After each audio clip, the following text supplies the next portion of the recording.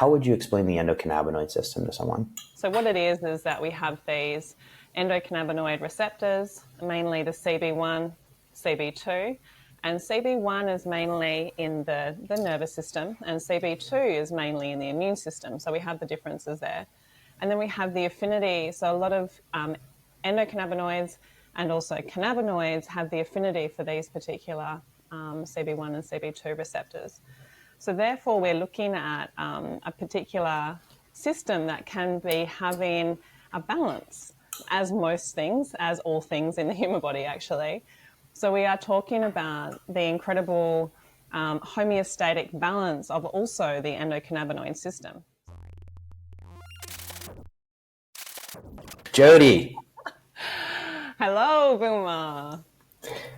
Welcome to the podcast, which you also co-host. But it's a pleasure to have you on. And we tried to record this in Miami, Hollywood, whatever you want to call it, of all places. But like all good parties, sometimes they get interrupted, or all good intentions get derailed. So now we're doing it here. So I guess the first question is, how's your jet lag? Do you know what? This time, compared to last year when I went to the US, I recovered a lot quicker this time. I don't know what it is. Maybe it was no stress from children. My body just thought it was in a nice, relaxed state. But my jet lag has gone. I am back to normal. So I only had about Wednesday, I think. And so any secret tips for those of us who just get throttled with jet lag always? Any secret tips there? Well, I had a really good IV from Craig Conover, actually, when I went to Charleston. And that knocked me out for one night, 13 hours. I had the most incredible sleep of my life. So maybe I recovered really well in that way. So I don't know. But just keeping my schedules really aligned. Like I just had my same sleep time every night to push it out, and then I had my same dinner and breakfast and lunchtime. So I was just trying to keep really intense regularity, and nicotine helped me get through my day, the oral nicotine. So that really helped. And you're not chain smoking cigarettes, right? Mm-hmm. Like you're using this in a semi-responsible way. Okay. It's a canopine. Okay, Jodi, are you gonna? Yeah, because I wanted to just say, if we have to intervene here on the podcast, we can have an intervention live. But all right, we are talking about cannabis today. It can be a hot intervention. No, I'm kidding. Oh, okay. Now you're drumming up memories of Cypress Hill, teenage years, etc. And so today you just kind of dropped the mic there and told everybody what we're going to be talking about. But we're going to be talking about cannabis, and we want to talk about it in terms of the clinical aspects of cannabis, meaning how do you use this to improve health? Because oftentimes, at least when I talk to my friends, particularly like college friends, I don't really keep in touch with my high school friends, but if I did, a lot of people think of cannabis as sativa and indica, right? Mm-hmm. Or indica, depending on where you are in the world, right? Mm-hmm. And cannabis is so much more than that. And so I just want to kind of toss it over to you, Jodi, and talk a little bit about how we should think of cannabis as a medicine, and maybe go into a little of the history that cannabis has as a medicine in various different cultures. Okay, wonderful. Well, you're right. Sativas and indicas are where it sort of is known as, but then we have so many hybrids and blends of these two, and we can call them multiple things. Ritaralis is one of those. And therefore we have so many different components of THC, CBD, and all the other cannabinoids that are contained in these for medicine. So the history really started in Tibet, actually, many thousands of years ago. So we then created this huge history of cannabis use for medicine, and it was much richer back then. And I won't bore you with the details because you can go through this on your own, but then it came to a point where it then got taken away from us rudely. And then from that moment, we've been trying to gain back the beauty and the magic of this particular plant, plant medicine. And why I love talking about cannabis so much, because it is that. It is really a multitude of beauty, but also medicinal impact for so many people. And we are still finding out so much more information about this. Today there's studies being done, and I will talk about it soon, about all these different components that we find within cannabis that are just so incredible for the human body, the endocannabinoid system. So really the differences between the strains, sorry, Boomer, I was just going to say, is that normally you have sedating, you have the energizing, so the sativas are known as energizing, indicas are sedating, and then you have the combined hybrids as well. So Jodi, you kind of went into a space that we're going to go into now. But before that, just to give some people some perspective on how new the science is and how rapidly this is evolving.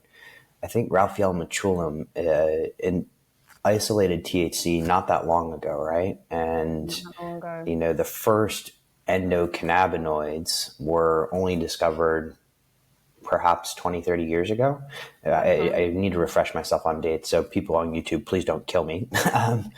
But you mentioned something there around the endocannabinoid system. Yeah.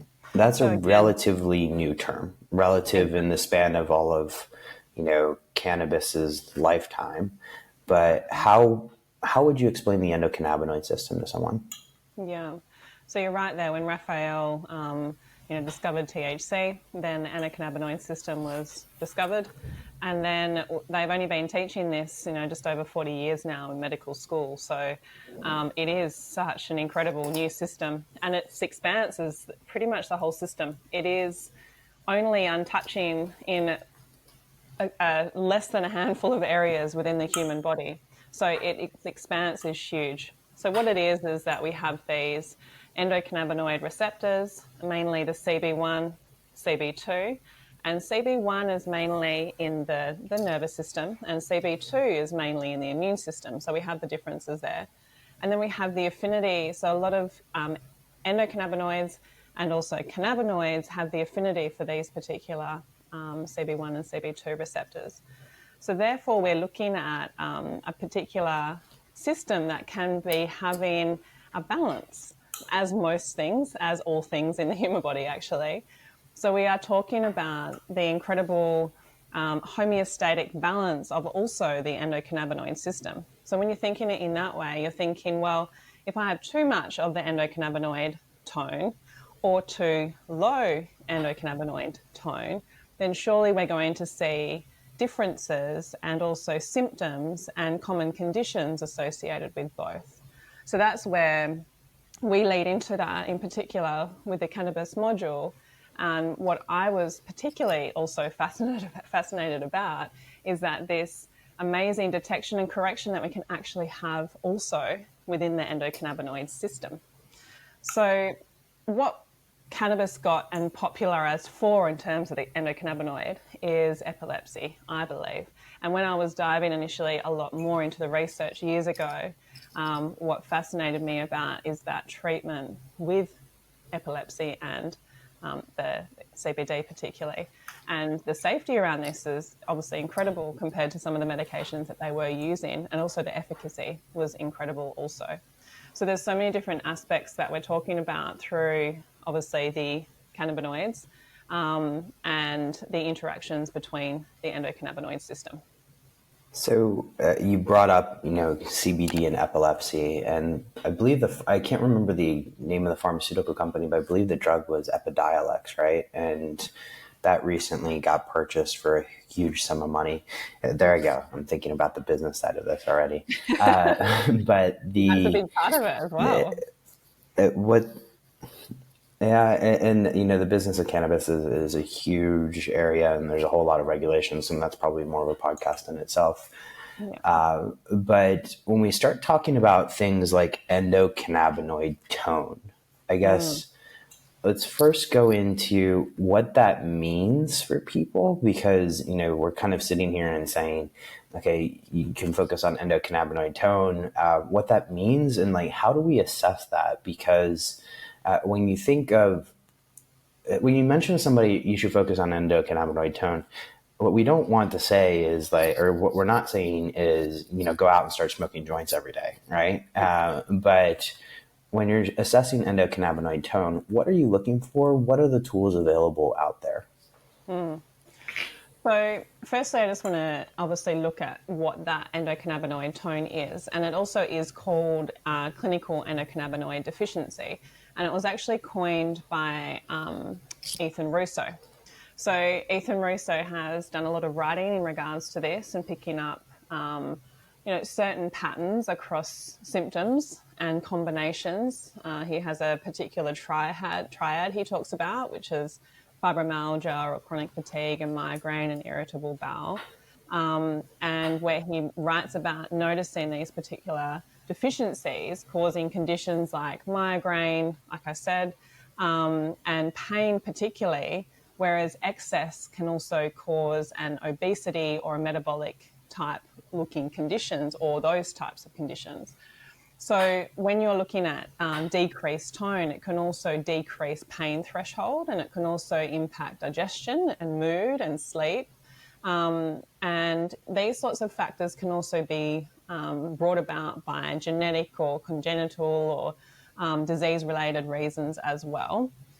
So when we're talking about the actual tone, it could be a lack of levels of the endocannabinoids. So like we have our own endocannabinoids, which I sort of briefly mentioned before, anandamide and 2-AG. They also regulate our pain, our appetite, mood, immunity, stress response, and so much more. So when we can see that when we have a deficiency of these, then obviously we have a lack of tone within that particular system. So how we can measure these, in terms of our detection with what we talk about with health optimization, medicine and practice, there is various ways. We have some genetic testing that we can have that is associated with where your body is genetically. So we can have a look at that, as well as the response to the actual medicines and what particular ratios might help with bringing that tone back.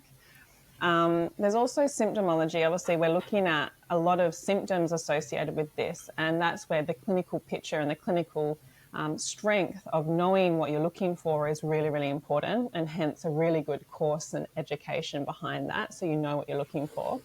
But also tracking associated with then giving the phytocannabinoids and actually seeing how they work within a clinical setting as well. So really clever tracking associated with a clinical picture. So that sort of, I think, paints a bit of a picture, but also with Ethan Russo. So a lot of his studies were back in sort of 2016, or his writings, but he has had a recent writing in 2022, and it was endocannabinoid deficiency in migraine. And so they were looking at patients with migraines versus healthy controls, and they showed a significant lower score, the migraine patients, on all domains. So exercise, pain, stress, sleep, digestion, emotion, and inflammation. And so when you're looking at those, they're confirming that migraines are associated with the endocannabinoid deficiency in terms of the scale or the ability to match those symptoms across, and therefore a rationale for cannabinoid-based treatment.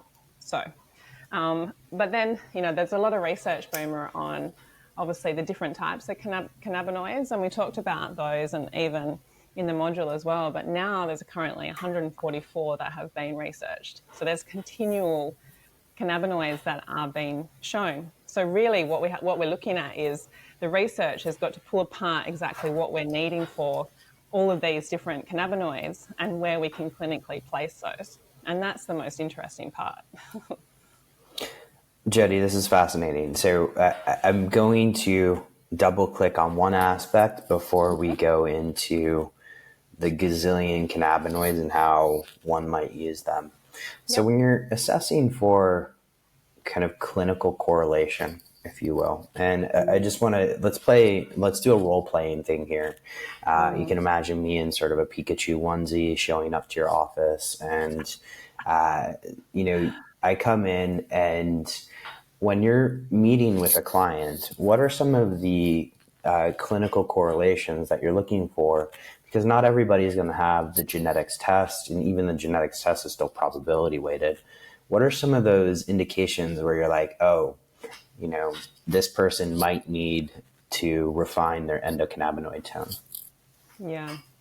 So I guess the key areas that I look for is pain, IBS, and mood disturbances as well. But again, there are so many components to that, and it is a bit of a loaded question, I guess. But it also is knowing your client and getting well versed with your client as well as the clinical picture.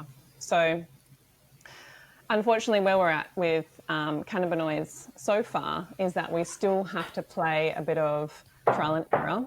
So when I see a client in front of me, if they have if they're a woman, which is also the Russo trifecta, a woman with a migraine, with fibromyalgia, and has irritable bowel syndrome, and therefore going through mood disturbances accordingly, and also poor sleep because of the pain, because of all these other aspects.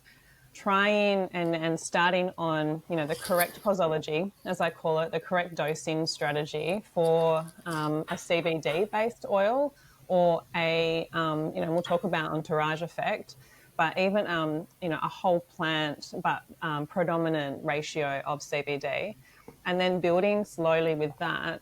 And according to that and the results that they feel, normally you see results very quickly. So it's a little bit of, go slow, start low, and then you build, and actually knowing how to do that, that's the key. So there's that posology, the area of titration, that's an art form. And I think that when it comes to cannabinoids or really any other supplement, there's sort of an individualized dose.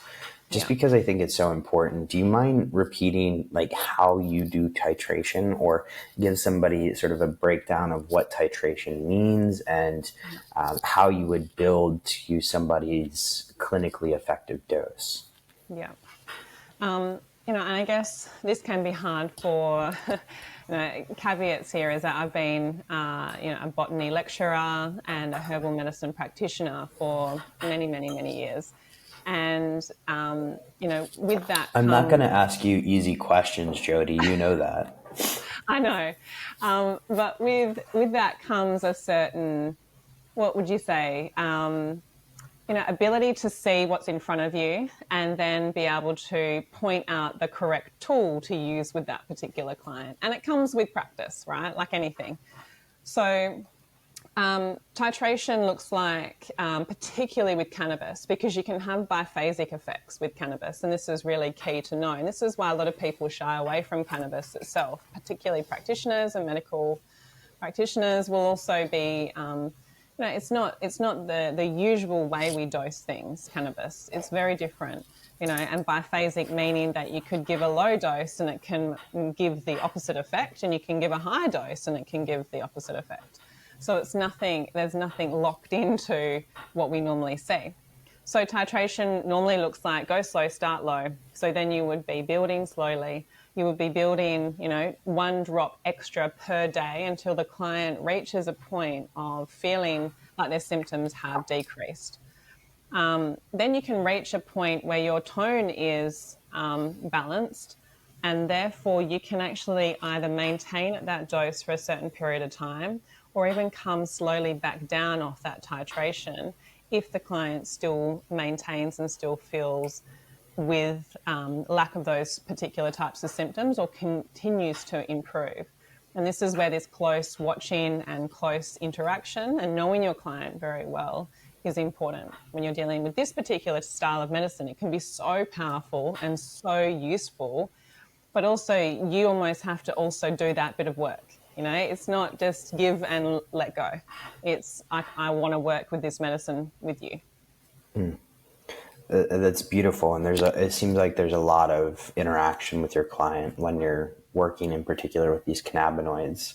One And of the areas I education. want to go down next, yeah, and education, right? Because everybody still is of this sort of Cypress Hill mindset, Yep. which, don't get me wrong, like they did a lot for, and they still are doing a lot for the legality of cannabis, particularly in the United States. But Yeah. Yeah. when we start talking about correction, Mm. so when you're when you're working with a client, you've mentioned CBD a couple of times. Obviously, people know delta 9 tetrahydrocannabinol, which is the psychoactive form that is usually scheduled in certain countries. But you mentioned also that there's something like 144 other cannabinoids. Mm. Can we talk about some of those? And, once we're done there, I'm going to jump into the entourage effect. But first, let's talk about some of those cannabinoids, because they all have like these weird CBN, CBT, CB, and CBT is not cognitive behavioral therapy, right? And so No.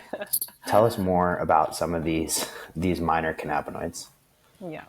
So the minor cannabinoids, as you well stated, is THC, CBD, so well known, right? So then you've got obviously the other ones. You've got THCV, which is known as an anticonvulsant also, but also anti-inflammatory. Now, majority of the minor cannabinoids have anti-inflammatory benefit. And so, yes, we'll talk into Entourage Effect because I'd probably, a lot of these individual minor cannabinoids haven't been researched and haven't had the depth that is owed to them yet within research for us to really know how we can apply them in a clinical setting. So, there's Delta 8, Delta 9. Delta 8 is more so used as a party drugs at the moment, a support for, So being controversial. Jesus. so controversial.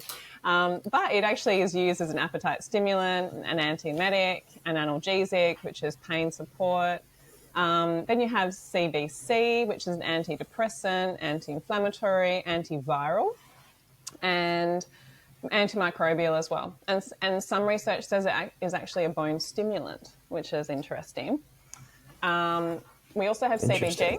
Yeah, so CBG can also be used as an antifungal, antipsoriatic, which is also really interesting. And then CBN, which we do know well now, if we're using a good portion of CBN in different products, and sedative, sleep-inducing, anticonvulsant also, and also anti-inflammatory. So these are just some of the things that, obviously these are some of the actions that we pull apart from these minor cannabinoids. There's so many more that are now being utilised. And a lot of them are neuroprotective as well. And they've been found to have that too, an aspect of that too. Particularly the THC minor cannabinoids are there too. Now, I like to say, and I don't think you know about this one, Boomer, is I found there's a recent research study, actually 2021, so not Surprises. recent, yeah. So there is a rare cannabinoid called THCP. Have you heard of that one? No, tell me more. Like THCV, I got really excited because when that first came out, people were using it as a nootropic. Yeah, But THCP, this sounds like THCP. something you would do on Mischief Night on Halloween. Well, I think that is actually the case because it has 30 times more binding affinity for CB1 receptor than THC.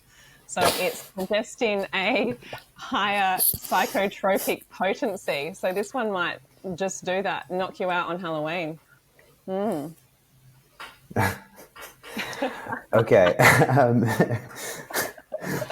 For those of you listening right now, please go talk to your doctor about THCV before using it. But I want to double again because I like to double. Yeah, well, we might be able to get it in the U.S. at some point. So the a couple of those that you mentioned, I want to just go down a little bit more of a wormhole because look, I've used CBN for years, and I think this one of the things that I wanted to highlight for people is that a lot of this research is either in its infancy or you're relying on a lot of like N of one studies because in my case with CBN, I read somewhere and I can't even find what I read anymore, but it was like an N of one Reddit thread or something. And the person was saying like CBN increases sleep duration. And I'm a person who's basically slept 6 hours a night most of my life. And then, I introduced CBN and I'm like, oh, sleep duration increases, right? That's pretty incredible.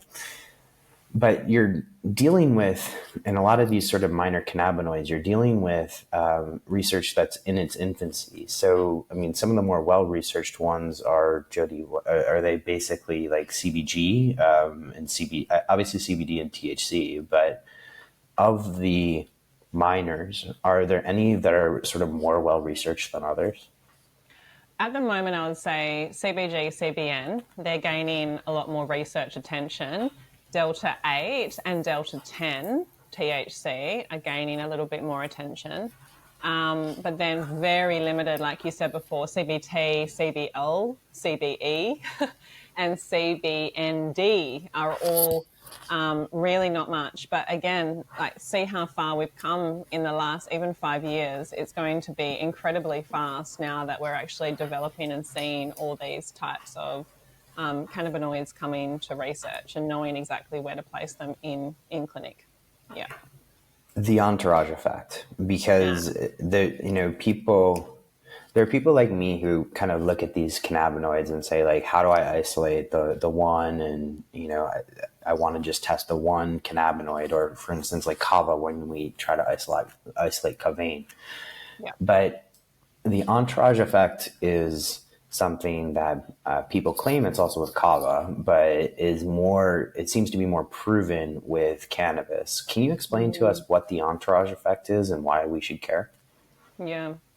So again, bringing out my herbal roots, it's a little bit of one That's when kind you of funny pun, herbal roots. herbal roots. I know, can't help myself. So when we're talking about the entourage effect, it's really the magic that the combination provides, and we can look at it like, and I use this example in a talk I had given, and it's more like the holobiont effect, so without all of our parts, we don't become a whole. So with the entourage effect, it's all these different individual minor compounds within a plant, particularly cannabis when we're talking about the entourage effect, that makes the magic a whole. And so you can utilize it much easier, and it's responsive in all these different ways that would be giving it more power than individual cannabinoids would give. So the combination is what we talk about more so is the cannabinoids and then the terpenes and then others that are coming out now, so just 2022 came out with a cannabis human indoles. Sorry, I can't say this word yet. Say that 5 times fast. I know.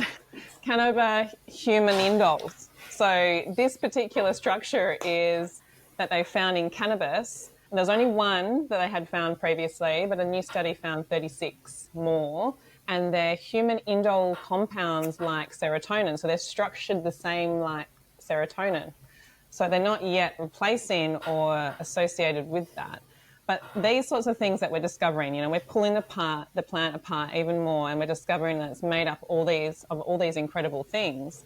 And also research is showing that a combination of a THC and CBD plant in a different ratio is proving to have higher clinical relevance than when you separate those out individually. So terpenes are also incredible in that we see that they have their own therapeutic actions when they're tested. They also have their anti-inflammatories, their, different smells and different things like that. But also these cannabis human indoles have their own musky odor apparently as well. So they're claiming to see that now cannabis possibly its unique smell is owed to those compounds, not actually the terpenes, or a combination of both. We don't know. Wow. For those, I guess, just to explain to people what a terpene is, because some people listening to this may have just come across that term for the first time. What is a terpene? Because these are are they unique to cannabis, or are they to all plants? Can you explain that just for us? Yeah, so they can be found in a whole range of different plants. As an example, limonene can be found in lemons, and limonene also is prominent or present in cannabis. Apinene is also a terpene, and that is in pine. So we can see it across all sorts of different plants. And again, like I said, they all have their different actions as well. So apinene, as an example, is an antibacterial, it's a bronchodilator, it's an anti-inflammatory, an acetylcholinesterase inhibitor. Too late at night for me, definitely. And your limonene also has your antidepressant properties. It also has your anti-anxiolytic, your anti-carcinogenic, antioxidant, and also immunostimulant properties as well. So all of these, and there's so many more that obviously are probably too many to mention just for this podcast, but so many that we actually find within the cannabis plant, and they can actually be combined with the cannabinoids to then give extra potency and power to that clinical relevance. Beautiful. So thus far, we've talked about endocannabinoid system, what that is, how it is sort of a natural system within the body, what endocannabinoid tone is. We talked about detection and clinical correlation, and specifically how working with a practitioner allows you to kind of assess this a little bit better. We've talked about some of the minor cannabinoids as well as the terpenes and the entourage effect. And you even touched on the future of cannabis. A couple of things that I want to close out with here, Jodi. First, if somebody were looking for additional resources, they were looking to explore cannabis medicine either for themselves or with a practitioner, where would you send them? You've mentioned Ethan Rousseau, but who else would you kind of send them towards? I know we also have the cannabis module, for instance. There are various resources online. There is a lot of good work being done on cannabis research. It's really hard to pinpoint actually which ones. Maybe we should put some in the show notes because there is quite a few and I can't remember all of them off the top of my head. But again, there is lots being done. There's even a lot of information about the individual chemoprofiles or chemovars of different cannabis plants and cannabis varieties. So again, it's wherever you're looking at focusing on. Are you looking at the particular growth of the plant or the regulations around the plant or using it within clinic, and then the research for different areas? And I just like to say as well that we've covered off a very small area of cannabis function within the health system here. There's so many other portions of, growth and regulatory and safety, a lot of issues with ability for you to have a proper plant, a proper growth, a proper medicine, a lot behind the scenes there because there is so many aspects that goes into that. A lot of mold growth can happen, a lot of chemical and heavy metal residues and things like that. So sourcing of these particular medicines is really important, even I believe more particularly for cannabis.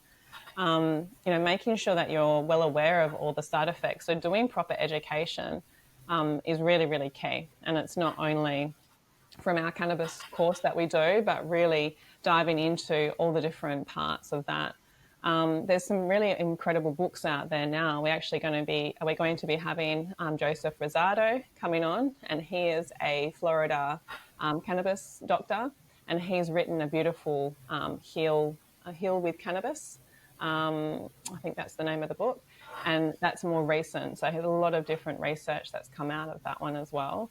There's so many other areas that cannabis can treat. And that's my caveat at the end here is that we've only dived into a very, very small portion of that, but being well aware of what you can utilize it with, and also the endocannabinoid system. It needs to be utilized and supported with other methods too. Diet, exercise, sleep, stress management, and all of these are clinically and also research proven to really support a really good, healthy endocannabinoid system. So there's so much to it, and that's what it can be a little bit more overwhelming for people.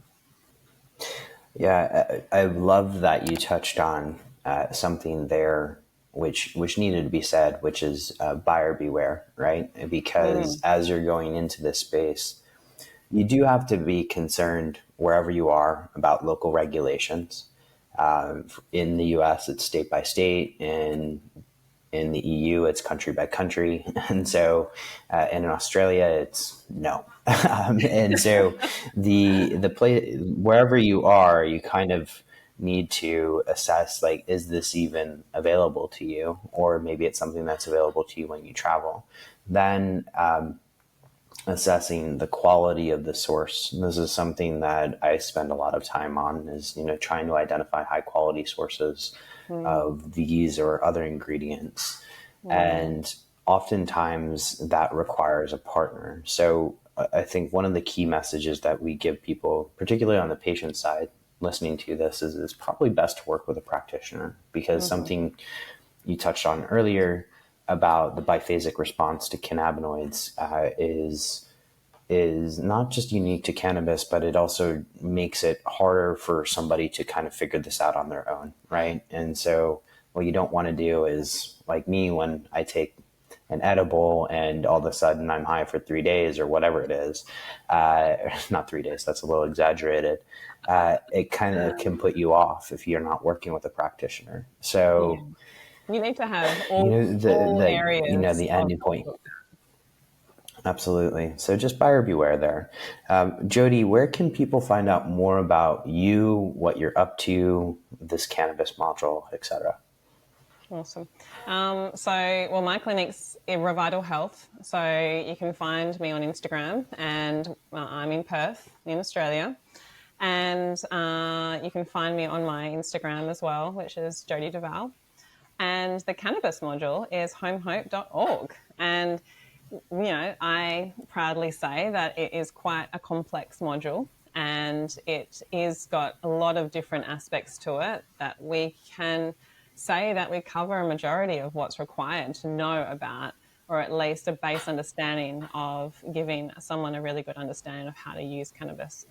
So, even into the misconceptions, which we didn't get into today, because there's a lot of talk back and forwards around IQ and psychosis and addiction and fertility. So that's all looked at and research is provided. And it's, again, all of this space is continually evolving. And that's all I can say, is it's very exciting, but it also, you have to keep up with this continual evolution of what is happening in the cannabis industry. Beautiful. Jodi Duval, thank you for making the time to come on here this time as a guest and educate us all about cannabis. I'm probably going to go out here on a limb and say this is the first of many conversations, because I would at some point love to have a recorded conversation with you on the dissonance associated with cannabis, because I know even with my own immediate family, there's a lot of people, when you say cannabis, that immediately close their ears off, because we've been inundated for the past, since the 1960s, that this is evil. So thank you again for this. This is so much information, so little time. But Jodi Duval, thank you. My pleasure, Boomer. Thank you so much for having me on.